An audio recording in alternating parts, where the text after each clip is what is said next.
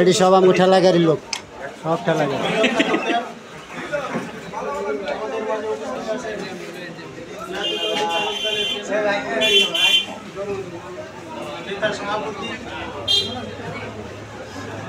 আমাদের মাঝে উপস্থিত আছেন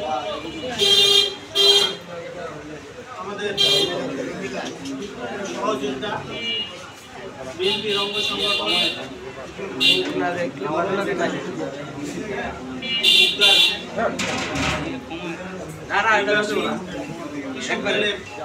কেন্দ্রীয় নির্বাহী কমিটির সম্মানিত সদস্য থানার সাধারণ সম্পাদক রাজু ভাই, চালক দলের মহানগর সদকা আজকে সভাপতিত্ব করবেন যাত্রাবাড়ি থানার যাত্রাবাড়ি থানার সংগ্রামী সভাপতি নাসিরুদ্দিন আজকে সভাপতিত্ব করবেন।